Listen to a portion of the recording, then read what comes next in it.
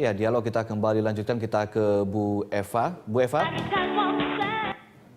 Ya, kita ke Bu Dewi Harun terlebih dahulu.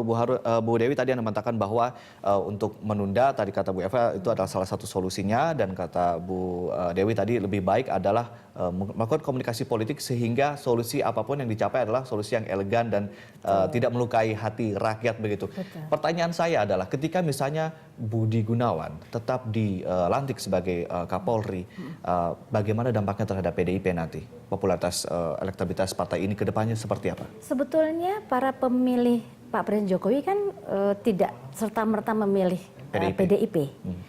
Artinya saya rasa untuk 5 tahun mendatang PDIP akan merosot, bisa diperkirakan merosot tajam.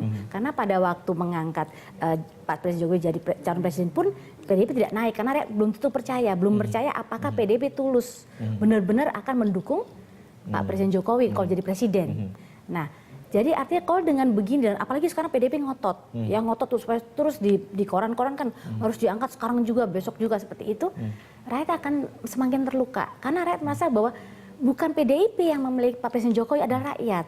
Rakyat kebanyakan. Jadi hanya kebetulan mereka selalu bedakan Pak Jokowi dengan PDIP. Itu hal yang berbeda. Justru dukungan akan berkurang pada Jokowi ketika tetap akan melantik Budi Gunawan. Iya, dan kemudian maksud justru PDIP nanti yang 5 tahun mendatang akan tetap menurun dia. Dia menurun juga lebih banyak karena artinya mereka merasa bahwa PDIP tidak pernah tulus mendukung Pak Jokowi seperti itu. Oke, kalau dari menurut Anda, jika memang solusinya adalah harus menunda terlebih dahulu komunikasi politik, atau apa yang harus dilakukan oleh pihak dari PDIP maupun dari Pak Jokowi sendiri?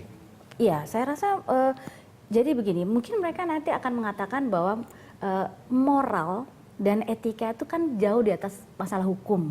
Jadi kepatutan itu, jadi mereka harus menggaungkan bahwa kita itu memperhatikan suara rakyat. Nah, itu kan naik lagi akhirnya bahwa ternyata suara rakyat didengar. Kemudian kan masa nggak ada calon lain lah yang lebih itu pembicaraan, sehingga akhirnya juga win-win solution lah saya rasa. Jadi jangan terus terang aja, jangan melupakan suara rakyat karena rakyat ini masalahnya adalah masalah moral dan masalah etika dan kemudian kepatutan untuk generasi mendatang.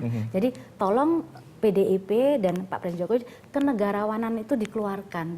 Berarti kita harus berubah dari politician to statesman. Jadi itu harus berbuat untuk bangsa dan negara yang sebenarnya, untuk kepentingan rakyat banyak sebenarnya, dan sehingga kita tegak di mukanya mata internasional bahwa bangsa kita adalah betul-betul adalah bangsa yang maju dan tidak ingin Ada satu statement juga yang menarik dari salah seorang politisi yang saya kemudian simak di berita begitu ya.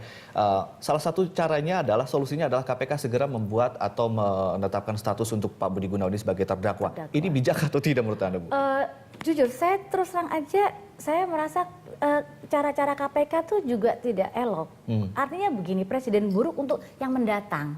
Jadi artinya KPK ini, apalagi pernyataan terakhir. Kenapa Anda bilang tidak elok, Bu? Tidak elok karena tidak prosedural yang seperti biasanya juga. Orang melihatnya jadi kepentingan personal yang di KPK. Jadi ada seperti dendam, akan dinaikkan, ada perpolitikan, nuansa politikan tinggi. Jadi istilah KPK dipakai untuk personal-personal di KPK untuk menyatakan sesuatu, itu nggak boleh. Jadi KPK harus netral. KPK harus sebagai lembaga yang betul-betul betul-betul untuk keadilan, bukan untuk orang-orang di dalam itu. Dan tidak boleh, dan KPK juga harus saling menghormati dong. Bagaimanapun juga kepolisian ini adalah lembaga yang terhormat.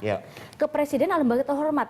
KPK juga, Dewan juga. Jadi ini kan lembaga tinggi negara yang terhormat semua. Tolong masing-masing lembaga itu saling menghormati, saling menjaga wibawa dan martabat masing-masing, sehingga juga bersikapnya juga sama, seperti itu. Kalau ini diteruskan, misalnya saling mengancam, saling seperti itu, apa jadinya negara kita ke depannya? Ini yang penting. Terlalu banyak drama begitu ya? Terlalu banyak drama.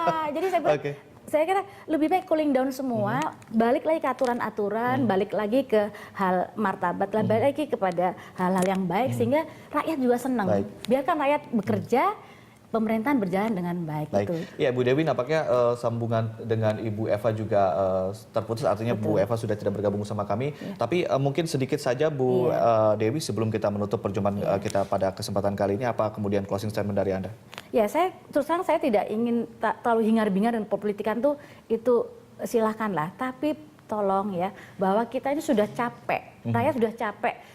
Kemarin berapa bulan pilpres itu rakyat nggak kerja karena sibuk antara dua kubu. Energinya habis. Energi gitu ya. habis. Jadi kemudian dihantam dengan kenaikan BBM, dihantam nanti ada kenaikan listrik, kenaikan gas ya. Jadi tolong 2015 ini walaupun ada pengamat bilang bahwa akan panas, jangan jadi panas, kasihan. Itu bukan pengamat mungkin Bu, peramal. Peramal apa bilang perpolitik kan tolong DPR, Pak Presiden, kemudian partai-partai tolong cooling down, mendinginkan biar rakyat itu bisa kerja karena rakyat nggak dapat langsung kan sebetulnya itu. Baik. Itu tolong kenegarawanan keluarkan berbuat bagi rakyat. Kalau enggak kita mau bawakan negara kita ini. Itu saya rasa itu. Terima kasih Bu Dewi telah sharing bersama kami di Jurnal Pagi. Semoga kemudian mengenai masalah Budi Gunawan ini segera mendapatkan titik terang dan solusinya seperti tadi Bu Eva bilang win-win solution. Dingin jadi negara kita adem, rakyat bisa bekerja. Tentram gitu ya. Tentram. Baik, terima kasih Bu.